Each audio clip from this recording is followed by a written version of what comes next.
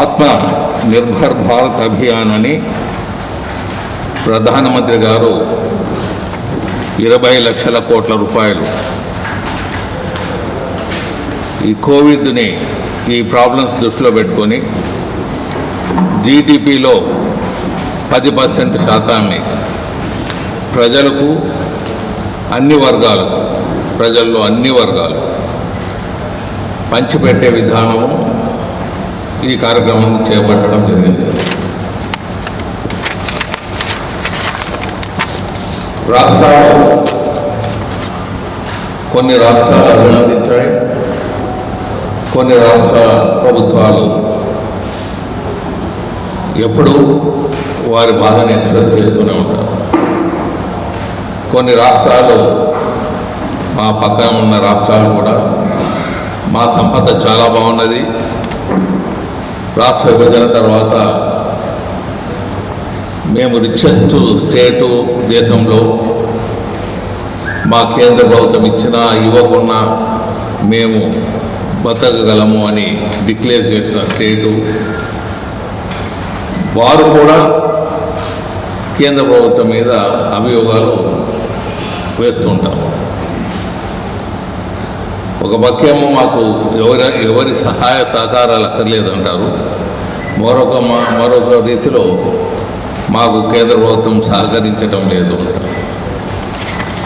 సహకారాన్ని అందరూ అన్ని రాష్ట్రాలు ప్రణాళిక వెళ్ళిన తర్వాత నీటి ఆయోగ్ కింద దాని షేరును పెంచి అన్ని రాష్ట్రాలకు పంచడం జరుగుతున్నది. ఇటీవల ఆంధ్ర రాష్ట్రాన్ని కూడా మీరు చూసే ఉంటారు. తెలంగాణ కన్నా మన కాంపెన్సేషన్ ఆంధ్రప్రదేశ్కు డబల్ అమౌంట్ వచ్చింది, 1600 కోట్ల పై చెట్టు.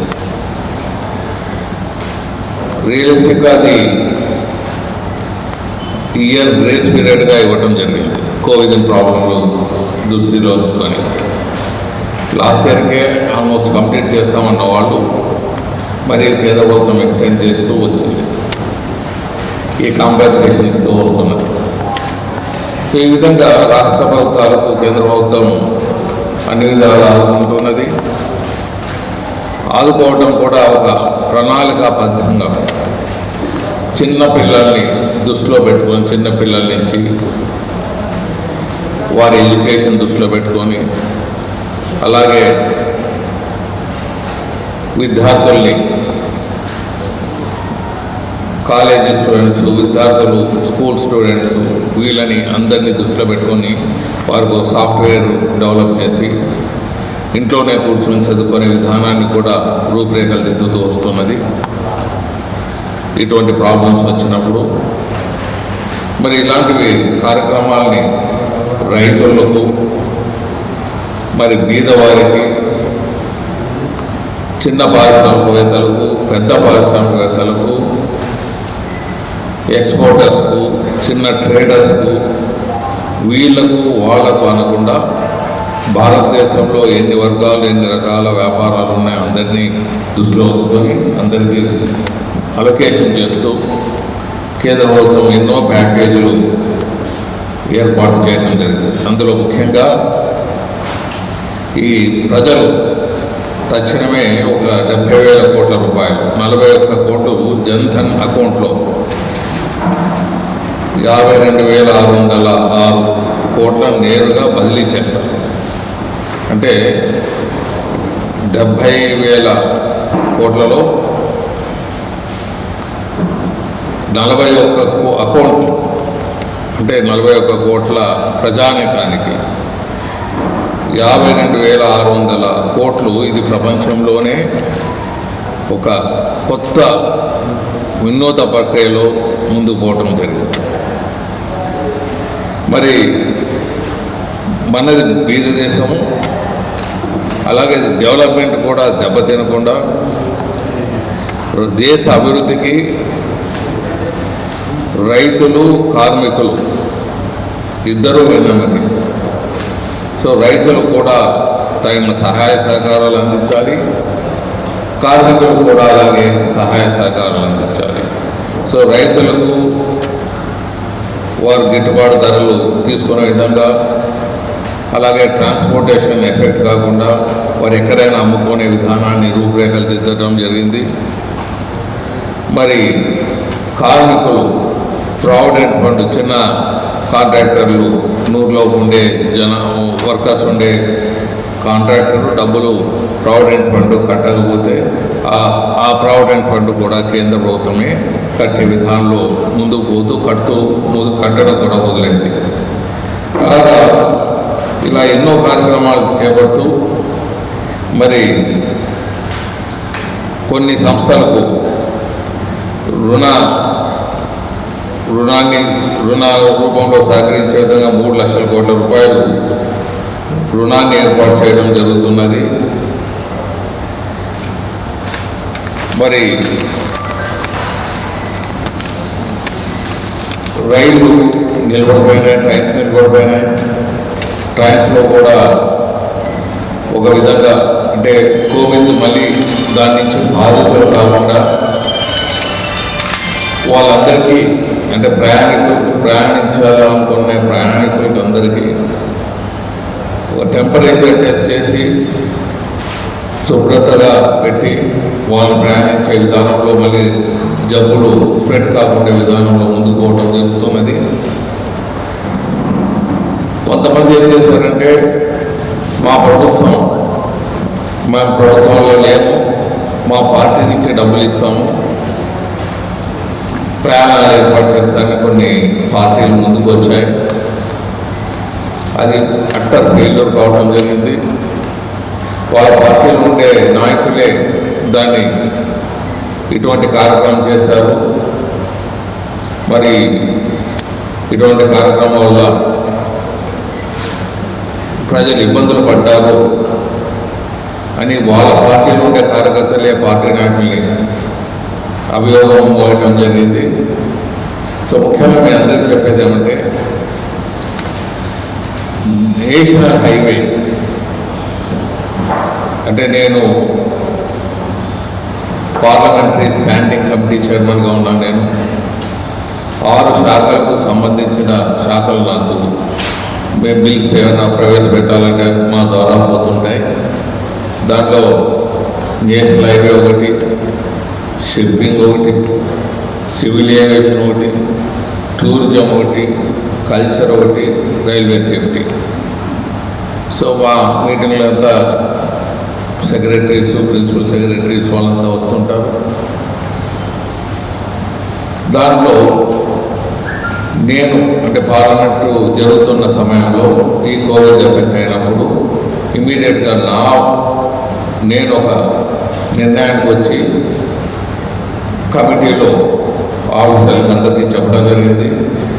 మనకు ఫారినర్స్ ఎవరు వస్తున్నారు ఇండియాకు, ఎన్ఆర్ఐస్ కానీ లేకపోతే ఎవరైనా ఫారినర్స్ అప్పుడు ఇంకా అలో చేస్తున్నారు వాళ్ళు కానీ ఎవరు వచ్చారో వాళ్ళ లిస్టులంతా 2 months లిస్టు రాష్ట్రాలకు పంపండి. రాష్ట్రాలుగా 2 months అది రాష్ట్రాలకు పంపితే వారు తగు చర్యలు తీసుకుంటారు.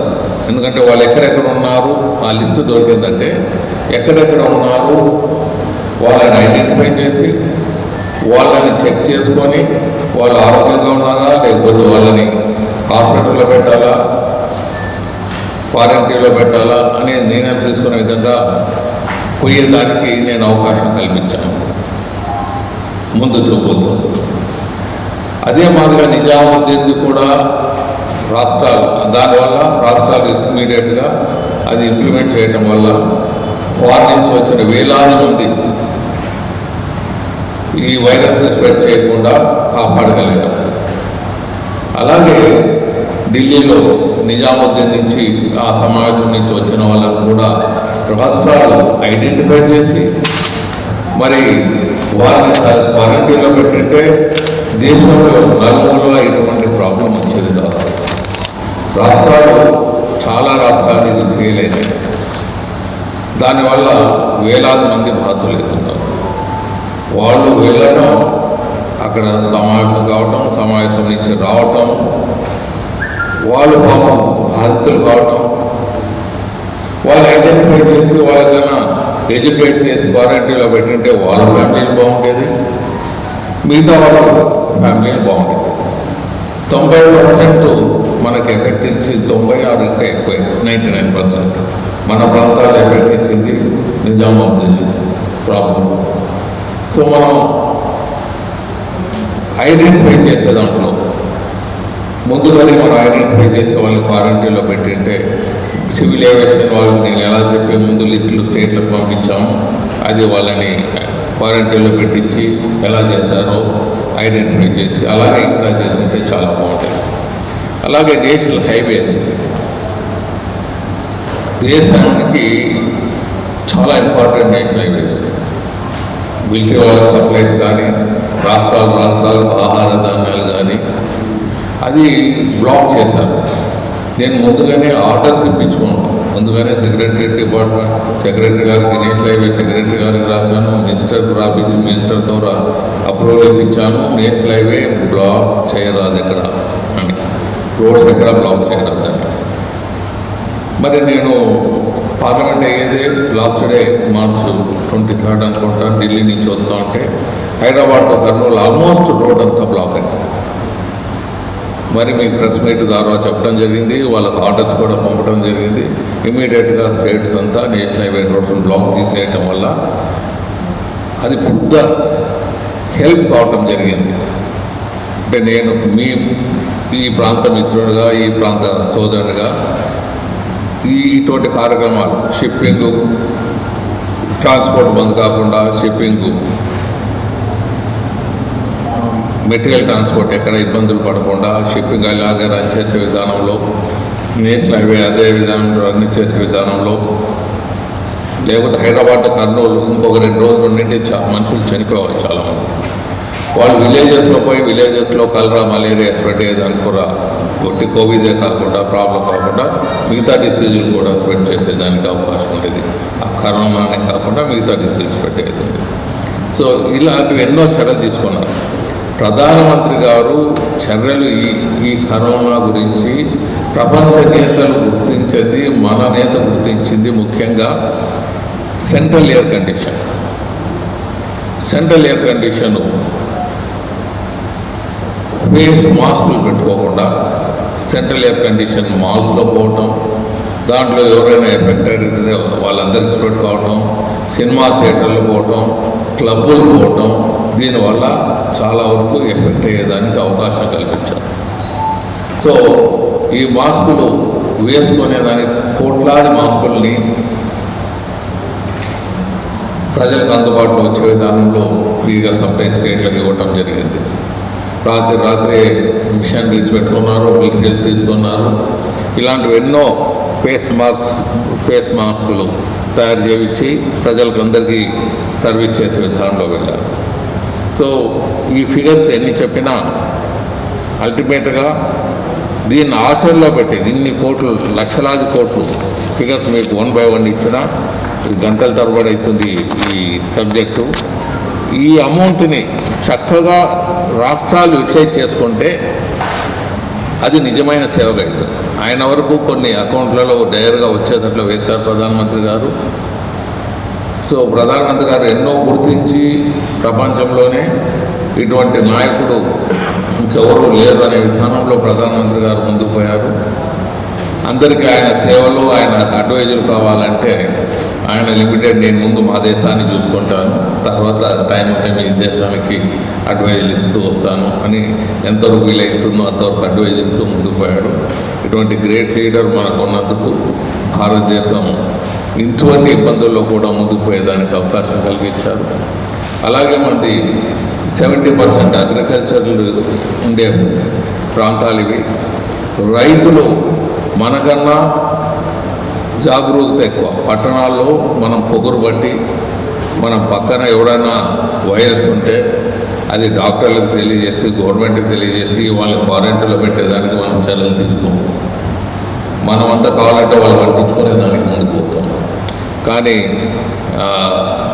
ఇది రైతులు మాత్రం ఆ విలేజ్లో ఏమైనా ఇబ్బందులు ఉంటే, ఆ విలేజ్లో ఎవరైనా కొత్త వాడు వచ్చినాడంటే ఇమ్మీడియట్గా వాళ్ళు ప్రభుత్వానికి తెలియజేయటం, వాళ్ళని క్వారంటైన్ పంపించే విధానంలోనూ ముఖ్యంగా ప్రధానమంత్రి మెసేజ్ రైతులు మెస్మరైజ్ అయిపోవటం, వాళ్ళందరూ వాళ్ళే సెక్యూరిటీగా ఏర్పడి రైతులు కాపాడుకుంటూ వచ్చారు విలేజెస్. ఇది ఎక్కడ చరిత్రలో ప్రపంచంలో జరిగింది. అందుకే 70% of the Indian population is safe.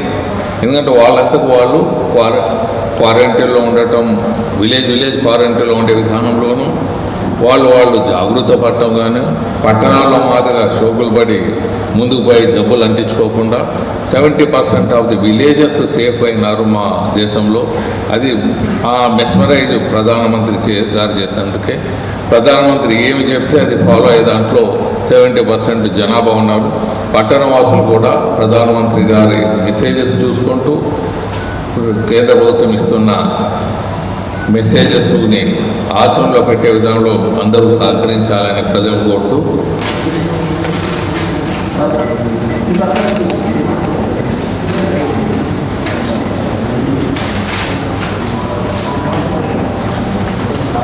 Thank you.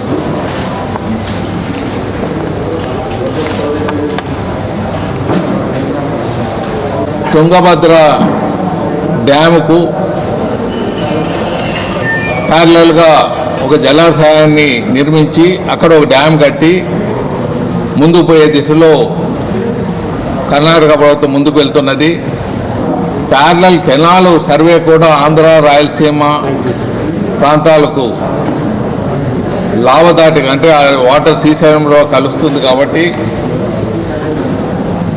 Including కర్ణాటకకు ఆ ఇబ్బందులు రాకుండా ప్యారలల్ కెనాల్ ఒకటి నిర్మించాలని, సర్వే చేయాలని ముందుకు పోవటం జరిగింది. ముఖ్యంగా ఈ ప్యారలల్ కెనాల్ వల్ల కర్నూలు, అనంతపురం, కడప వాటర్ ఎక్కడ ఇబ్బందులు, నీటి ఇబ్బందులు రాకుండా ఉండేదానికి ఇటువంటి ప్యారలల్ కెనాల్ చేయాలని ముందుకు పోవటం జరిగింది. దాన్ని కర్ణాటక ప్రభుత్వం కూడా ఒప్పుకున్నది. దాన్ని పక్కకు పెట్టేసి ఇప్పుడు కర్ణాటక ప్రభుత్వము ప్యారలల్గా జలాశయం నిర్మించి ఏదో ముందుకు పోతామనే దిశలో ముందుకు వెళ్తున్నారు. దీన్ని తెలంగాణ ప్రభుత్వం కూడా కొద్దిగా ముందుకు రావాలి. ఎప్పుడు ఆంధ్ర ప్రభుత్వం మీద ఏడుపులు ఏడ్చకుండా ఎగువ భావం నుండా కర్ణాటక ప్రాజెక్టులు కడుతుంటే అవి మనకి ఎఫెక్ట్ అవుతుంటేవరా, దాని గురించి పట్టించుకొని పాపానికి పోవటం లేదు. కర్ణాటక ప్రభుత్వాలు కట్టేదానికి తెలంగాణ ప్రభుత్వం అబ్జెక్షన్ చేసే దానికి ముందుకు ఎప్పుడు పోవటం లేదు. అలాగే 203 జీవో జగన్ ప్రభుత్వం రిలీజ్ చేసింది. 800 లెవెల్ నుంచి తెలంగాణ 810 నుంచి తెలంగాణ లిఫ్ట్ చేసుకొని వాళ్ళు వాటర్ తీసుకోపోవచ్చు. మిగులు జలాలు మనకు ఏమైనా ఉంటే మనం తీసుకునే పోయే విధానాన్ని మనకు ఏర్పాటు చేశారు. ఆ మిగులు జలాలు ఎక్కడ ఉంటాయండి? 8010 నుంచి నీళ్లు కొట్టుకోబోతుంటే మిగులు జలాలు ఎప్పుడు ఉండదు. వరద నీళ్ళు వచ్చినాయంటే, వరద నీళ్ళు వచ్చినప్పుడు ఒక 4-5 రోజులన్నా మనం తీసుకోవాలనే దృష్టితో, ఒక 10 రోజులన్నా నీళ్లు తీసుకోవాలనే దృష్టితో ఈ లిఫ్ట్ ఇరిగేషన్ కోసం 203 ముందుకు పోవటం జరిగింది. ఒకవేళ ఇరిగేషన్కి ఇది అంత పెద్దగా పనికి రాకుండా ఫ్యూచర్లో తాగేదానికి నీళ్ళన్నా తోడుకునేదానికి ఇది ఉపయోగపడుతుంది. ఏదైనా ప్రాజెక్టులు వచ్చేటప్పుడు నాయకులు దాన్ని ఎదురు చేయొద్దండి. మీరేమైనా అబ్జెక్షన్ చేయాలనుకుంటే మీరు అది పూర్తిగా పరిశీలించి దీని నుంచి నష్టం వస్తుందంటే నేను చేయండి. లాభం కొద్దిగా వచ్చినా అటువంటి ప్రాజెక్టు రాయలసీమలో వస్తున్నప్పుడు అబ్జెక్షన్ చేయొద్దని నాయకులను కోరుతున్నారు. దీని మీద ఇటీవల జగన్ గారికి ఒక రిప్రజెంటేషన్ ఇవ్వటం జరిగింది. రాయలసీమ ప్రాంతంలో ఇటువంటి ప్రాజెక్ట్, నీటి పారుదల ప్రాజెక్టుల గురించి రిప్రజెంటేషన్ ఇవ్వటం జరిగింది. వారి రిప్రజెంటేషన్లో రాయలసీమకు కావాల్సిన ప్రాజెక్టులు అన్నిటికీ మేము మద్దతు తెలుపు చేస్తున్నాము. బీజేపీ ప్రభుత్వం కూడా ఎప్పుడూ దానికి అబ్జెక్షన్ చేయలేదు. మనకు రావాల్సిన రైట్ తీసుకోవాలని బీజేపీ ప్రభుత్వం కూడా, బీజేపీ నేషనల్ పార్టీ కూడా చెప్పడం జరిగింది. సో మన రైట్స్కు ఇబ్బంది కాకుండా అన్ని ప్రాజెక్టులు మనం డిమాండ్ చేసే దాంట్లో ముందుకు పోవాల్సిందే. అలాగే 203ని అబ్జెక్షన్ చేసే ముందు కొద్దిగా ఆలోచించి అబ్జెక్షన్ చేయాలని నాయకుల్ని కోరుతున్నానని తెలియజేస్తున్నాను.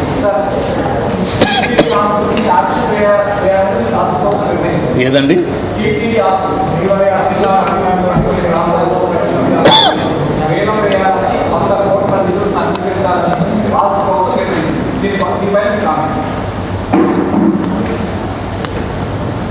అంటే ఇవంతా చట్టంలో ఈ చట్టాలు చెల్లవు కోర్టులో. ఆల్రెడీ దేవాలయాలకు సంబంధించిన ఆస్తులు ఏవి కూడా అమ్మేదానికి లేదు అని కోర్టు ఆల్రెడీ హైకోర్టు నిర్ణయం కూడా తీసుకున్నది. దీంట్లో మళ్ళీ ఏమైనా పోతే మళ్ళీ హైకోర్టుకు పోతారు, మళ్ళీ స్టేలు తీసుకొని వస్తారు.